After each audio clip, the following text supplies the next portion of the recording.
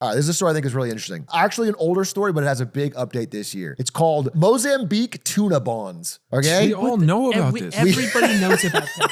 Everybody knows about that. You fucking... We've been talking. Have you opened the YouTube comments a single time this year? They've all been asking This is what we talk about. You can tell he doesn't care about the show. Unbelievable. You can tell he doesn't care about the show because we get in there and we talk about tuna. Okay? It's all we do. it's all Mozambique. Do you know tuna how and many the flavors bonds of that come tuna? with it. It's unbelievable. If we talked about it, tell me about it. What if you can cover it, Aiden or But it's Doug? like back against the wall. Yeah. I want to see what your take is because we all understand it so well. And if you're fresh, it's like you got to prove it to us. It's gonna, dude. Like us and all the YouTube viewers and all the Spotify viewers were like, it's got to be like Penn and Teller watching some shitty musician come up on stream, magician. Magician. But anyway, Right, well, since you guys have covered what's your Mozambique take? Tuna Bonds so much, I'll give you Okay, my, so when my I basic take, But I think guess. don't be afraid to like include all the details.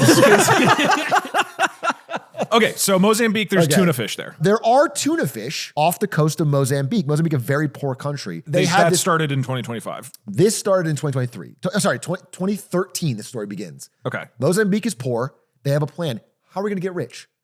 Tuna. We have an abundance of tuna. Makes sense. We are going to fish this tuna out of the water and sell it.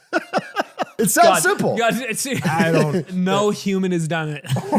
No. Has that ever worked? This is the plan. And so they issue Mozambique tuna bonds, which are financial instruments that other people can buy in. It's like they're borrowing money. Mozambique is borrowing money to create a massive fleet of tuna ships. This is the plan. This plan is pushed primarily by a few key players in the Mozambique government and the bank Credit Suisse in Switzerland. And it comes to light after 2013 that the vast majority of this $2 billion they raised from all around the world does not go to creating tuna ships. It in fact goes to graft and bribes and is pulled apart by people in Credit Suisse, by people in the Mozambique government, by a who's who of all these people. And they buy Ferraris and they buy Lambos and they buy boats of their own, but not for tuna fish. And they buy a lot of things. And they're catching the tuna with the Ferraris? They don't catch many, as it turns out. So $2 billion kind of just disappears. And then they find out that these people kind of fast-tracked it through the Mozambique government, but it actually has no government legal guarantee that they're going to pay this debt back. So overnight, this happened in the late 2010s, the Mozambique currency, which I'm blanking on the name of over the top of my head, but it collapses. Like $2 billion is not a crazy amount of money in America. I mean, it's a big number, but it wouldn't change our financial system. But for Mozambique, it is devastating. 2 million or 2 billion? 2 billion. $2 billion.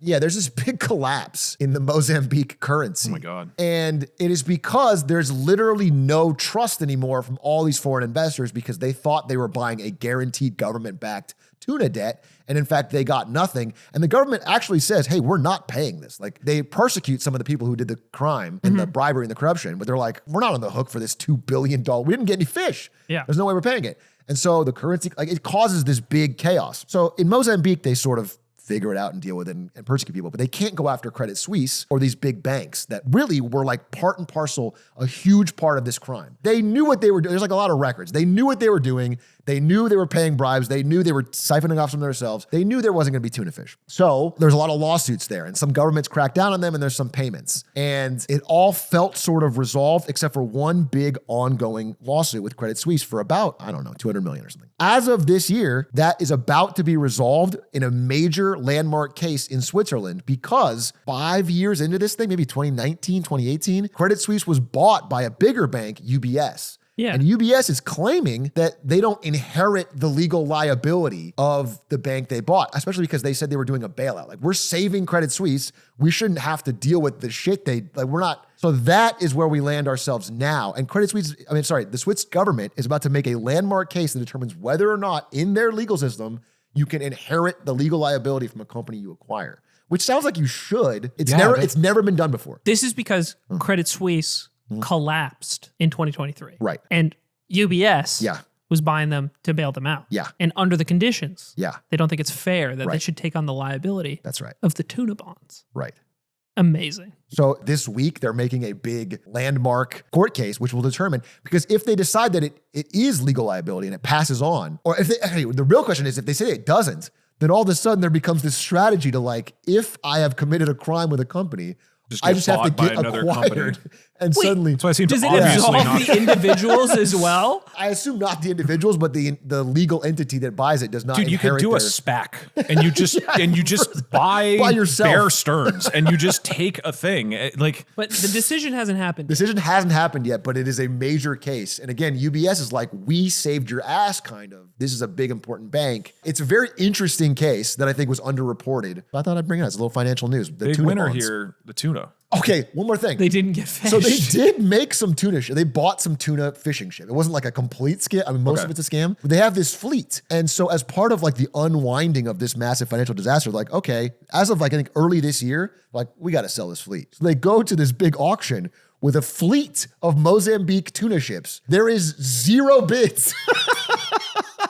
It's like unused 30 different tuna fishing ships that got no bids. No 0 bid. no- That doesn't make any sense. Hold on. Because And if it's it rusting was in the harbor. if it was 0, I would have gotten in there. Get in there. Fellas. They're If up for sale. Am I crazy? If No, the price, I'm not if the kidding. price is low enough, I'm buying a Mozambique tuna I'm ball. looking on eBay. I think the cost. Here, you can pull up my screen. Am I sharing? If not, I'll link it to you. Mozambique tuna boat. You New, can see it? Okay. unopened. Mozambique's auction of tuna bonds fleet fails to attract single bid. So, Aiden, if you would like to manage, you have to pay for their fees. They had to pay for the derust. You had to pay for like harboring them. Oh, I thought it was like I could show up with like a rack.